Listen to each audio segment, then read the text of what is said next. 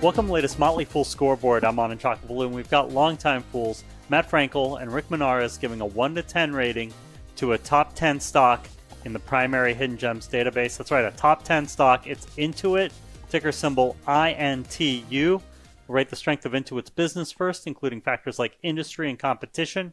A 10 is invincible. A 1 is hopeless. Matt's got an 8. Rick, you're a little stingier at a 7. Yeah, so let's get into it. TurboTax, Credit Karma, QuickBooks, MailChimp.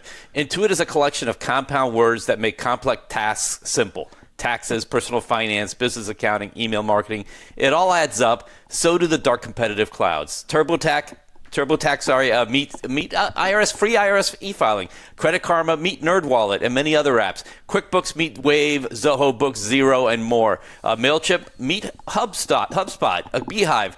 Intuit has great brands, but this isn't a battle of the brands. Yeah, I gave it an 8. They are the clear leader in tax prep and accounting software. My biggest ding on the company is I'm unsure how much future growth the business will have. Like, who needs QuickBooks that doesn't already use it, or one of the competitors that Rick mentioned?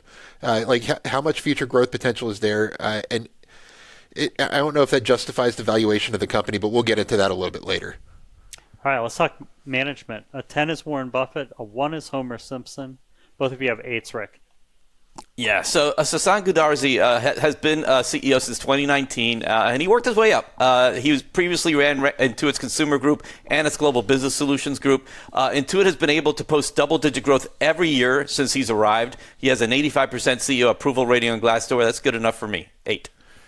Yeah, I gave it an 8 as well, and I could have given him even more. You guys know that I love CEOs that work their way up through the ranks. We've mentioned a bunch of them on the shows before, and for me, it's all about what are you doing for investors, especially if you've been there for more than a few years. Intuit has delivered 50 percentage points greater than the S&P 500, which is over a pretty good period for the S&P 500 since he took over in 2019. So it's pretty impressive. For financials, a 10's a fortress, a 1 is yikes. Both of you have 9s this time, Rick. Yeah, so Intuit's revenue rose 12.6% in 2019, the year that Goodarzi arrived. Has topped that every single year. This is a high-margin business, and Intuit has been able to push its net margin north of 20% again. There's more than $5 billion in long-term debt on its balance sheet, but it's manageable for a company of Intuit's size. 9.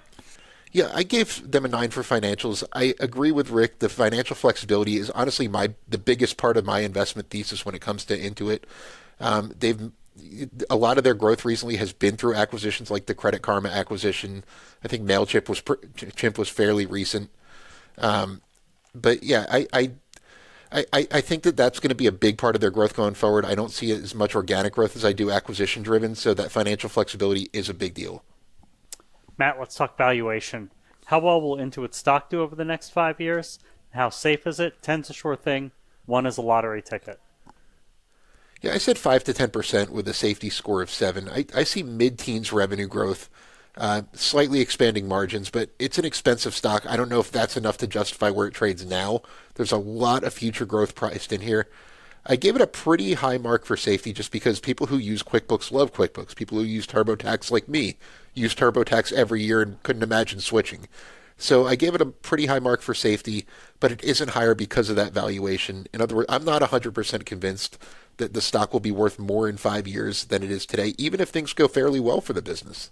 Yeah, so I'm matching Matt with a 7% safety score, but I went a little lower, 0% to 5%, 5-year growth. QuickBook users can tell that this business isn't cheap. 45 times earnings, 30 times EBITDA, 10 times revenue. There's a small dividend, and Intuit has a knack for buying growth when it's running dry, as we've seen in the past. So it should be relatively safe on that front, but still not cheap. Thank you to both Rick Menares and Matt Frankel. They've given Intuit a solid overall score of 7.1 out of 10. That's lower than the 8.0 that Matt and Jason Moser gave it last time, which forced me to buy shares, but still 7.1. For Toppits, Matt prefers Paycom, and Rick prefers the Australian-based Xero, despite an even richer valuation. That's what happens when you're growing twice as fast.